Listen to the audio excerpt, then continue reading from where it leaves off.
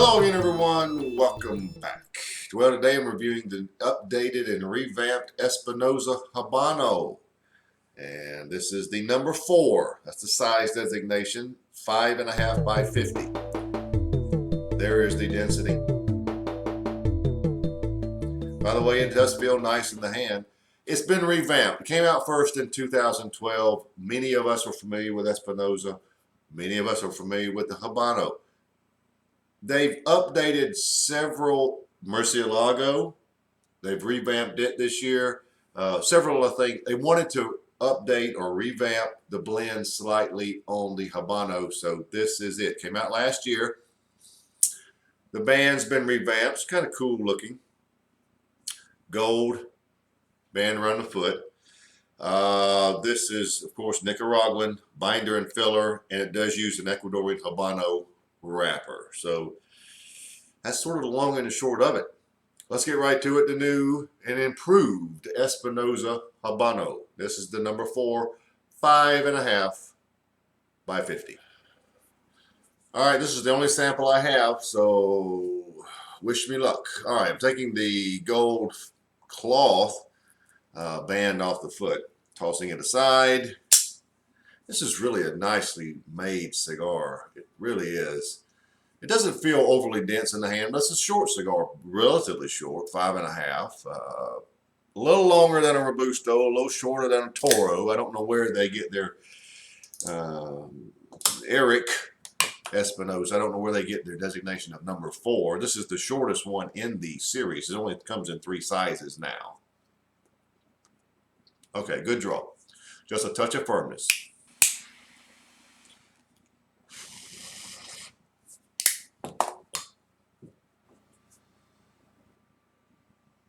What I'm getting here initially is a lot of dry roasted nuts.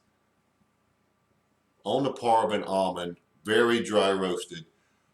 Boysenberry notes with a high-pitched sweetness of citrus that is mixed in there, but you primarily get the boysenberry notes. A little light coffee at the base. Black pepper at about 7.5. And that's sort of how it initially starts. The roasted nuts, the dry roasted nuts are very prominent. Now, they're not a secondary type flavor. They're very much in the mix, very much noticeable. So I want to see where it goes from here. But that's not a bad start. And it's, you know, Habano wrappers, Nicaraguan, is sort of what I would expect. But I'm hoping it makes a few changes. It's the only sample I have, so let's see what happens next.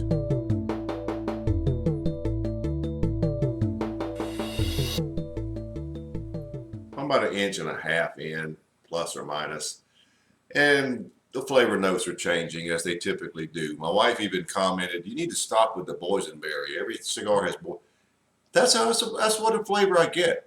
I mean, I'm reporting what I get. Now, a lot of times the boysenberry notes flip. They change. And in this time they did again. You got a lot of, continue with a lot of the dry roasted nuts. It's amazing how much you have of that. I'm surprised, but it's okay. Because you have a nice mixture of a very sweet orange citrus with a touch of brown sugar. Now, those roasted nuts are such that with that type of a flavor, you may encounter a little touch of butteriness, and that's what you have here also. The pepper seems to be increasing. I like that. The finish is pretty much a cream with a low lingering black pepper with a touch of influence of citrus, just a touch of sweet citrus, but primarily it's a cream base with a little touch of sweet citrus. So that's where we are. Did I tell you what the strength was? I would give it medium right now. So 1.5 inches in, that's what you can expect. Well, I'm pretty much at the midpoint, and I'm going to really blow your mind. That's orange citrus flavor has morphed into an apricot type flavor.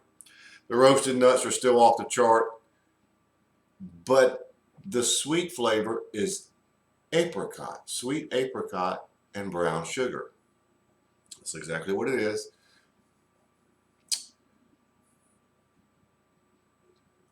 Finish is pretty much unchanged in the cream aspect. It's more of a toasted cream now. Citrus notes are gone. Pepper continues to be very good on the front end. On the finish, it's lingering somewhat, but on the front end, it's actually gone up. We'll give it an 8 plus. 8 plus. So at the midpoint, an interesting flavor change.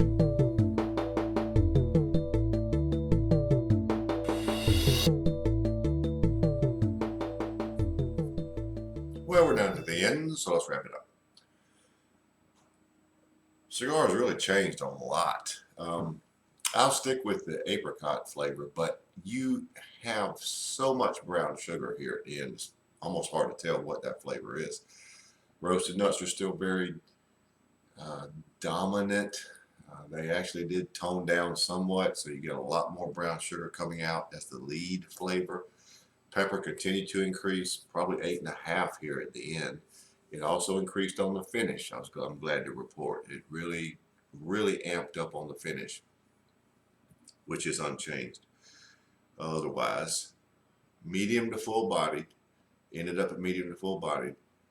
The cigar made several twists and turns here throughout. It really got the best from the midpoint on. Initially, it started out with such heavy roasted nut flavors that it really took away from everything else. But that changed, that flipped, and the sweeter flavors, particularly the brown sugar now, really took over. So it's been a good cigar.